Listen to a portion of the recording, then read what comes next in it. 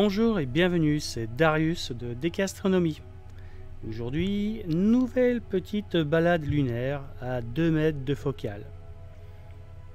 Donc à ma gauche, il y a ma monture NEQ6, dessus il y a mon petit C8 et derrière le C8 il y a ma caméra QHY 5.3 avec le capteur IMX 462. Et bon, le seeing est en train de se dégrader, mais on voit quand même qu'il reste tout à fait acceptable. Et du coup, on a des détails qui sont vraiment magnifiques. Je vais éclaircir un petit peu. Voilà, donc là, ils sont encore un petit peu dans l'ombre. Mais regardez la qualité, la finesse des détails. On voit que ça gigote un peu, hein, mais bon, si on regarde par exemple dans cette zone là, on voit quand même qu'on a une image qui est plutôt agréable à regarder. Hein, la lune elle est là, en astrophotographie elle nous embête plus qu'autre chose, mais mine de rien, elle recèle des zones qui sont vraiment magnifiques.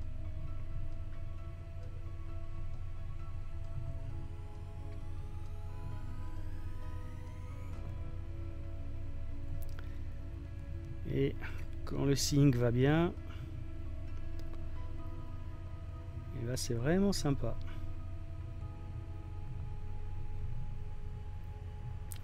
Par exemple, regardez ce petit cratère avec le piton qui est là.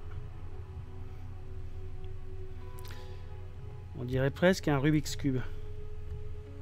Voilà, ça fait un petit carré. Donc là, je suis à 100%. Donc là, on a l'image telle qu'elle arrive depuis la caméra.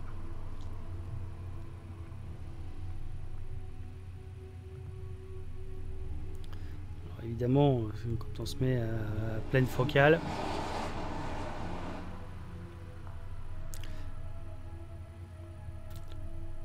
ça, c'est une Lambo. Le bruit qu'on a entendu.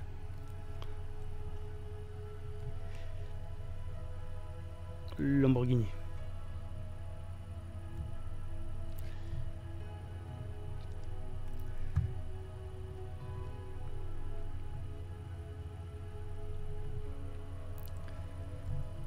Voilà, si on regarde dans cette zone là,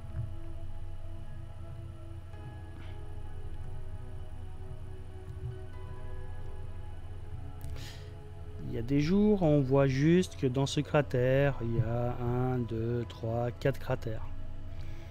Mais là, aujourd'hui, par exemple, dans ce petit cratère-là, on voit bien le petit piton.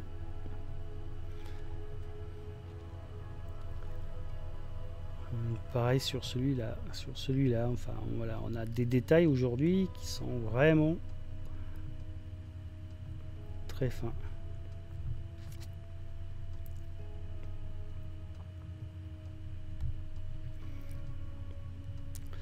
Donc le sud de la Lune, il est par là. Vu que c'est une monture équatoriale, le télescope il est quasiment couché de côté, et c'est pour ça que l'image elle est couchée aussi. Donc si on regarde,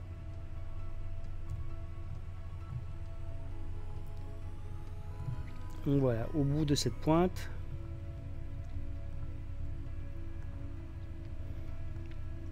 il y a le pôle sud lunaire.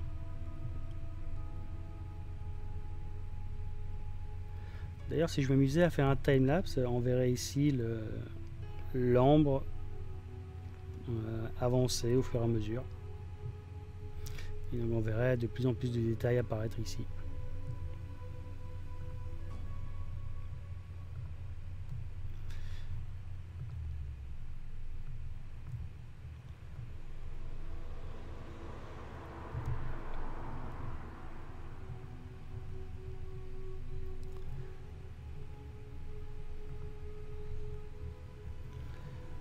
Bon, ce qui est dommage un petit peu, c'est la dynamique de la caméra qui est assez limitée. Enfin, assez limitée. Elle est dans la moyenne, hein, 15 000 électronvolts de mémoire, ou dans ces eaux-là. Bon. Il y a des caméras haut de gamme qui ont jusqu'à 60 000 électrons. Et donc du coup, qui permettent d'avoir une dynamique qui est 4 fois plus grande.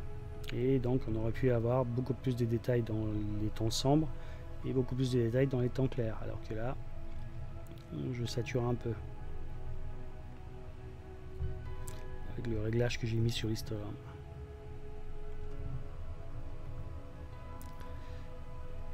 On voit qu'on a encore un petit peu de marge, mais dans les zones très claires.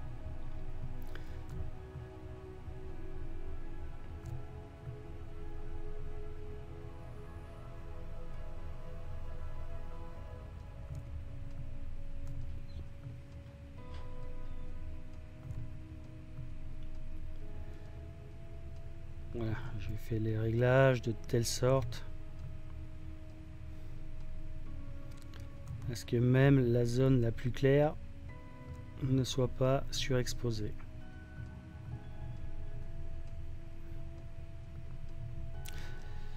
Bon, donc cette mer là, il aurait fallu la regarder 1 ou 2 jours avant.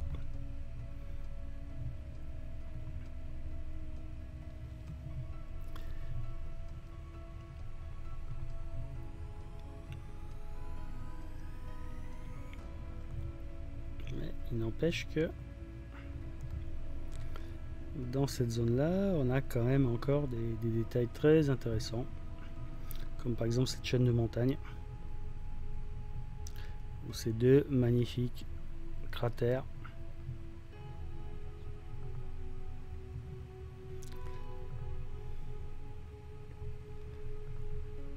Si je tire un petit peu sur les tons sombres,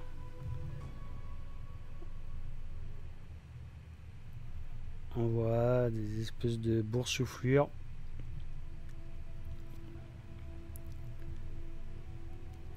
Et les cratères sont vraiment magnifiques.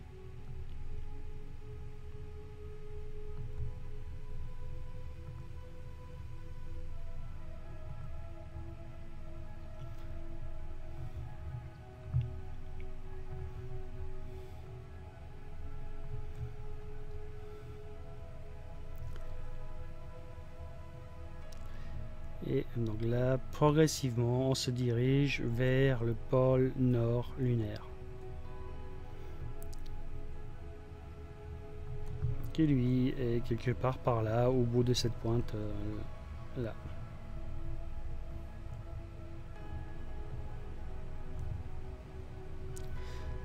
Alors là, pareil, si je tire sur l'histogramme,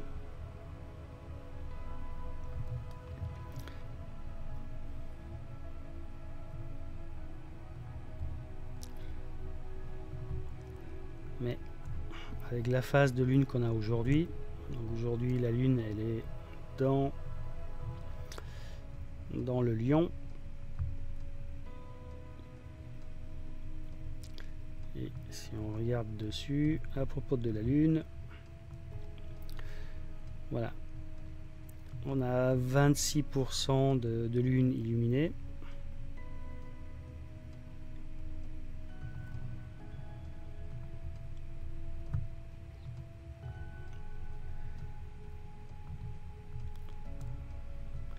Et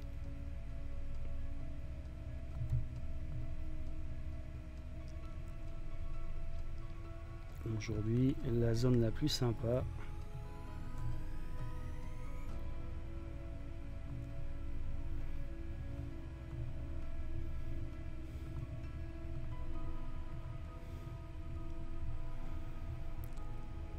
c'est ici.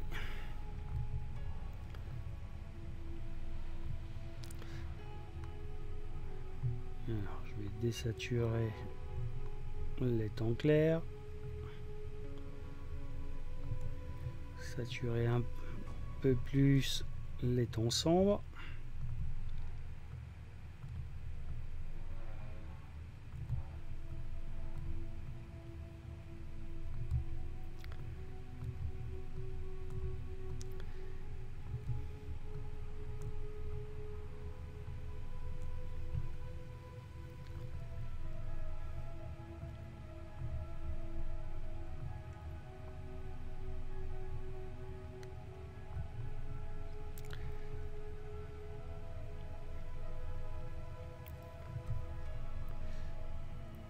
Et donc voilà une image qui me plaît bien.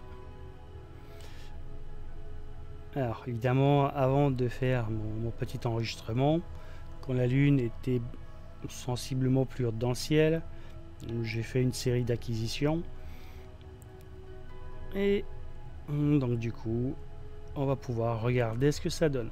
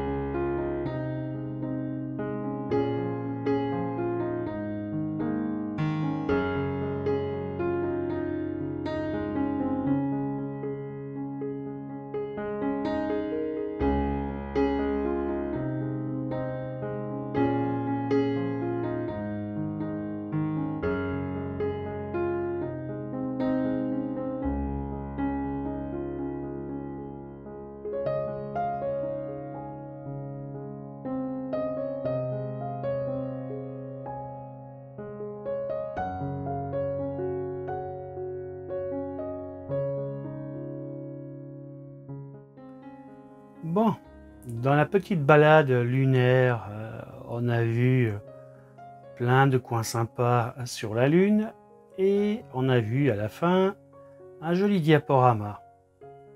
Alors, donc évidemment, avant chaque image de ce diaporama, il y a eu des acquisitions et des traitements. Et donc justement, concernant l'image de la vignette de cette vidéo, donc cette image là,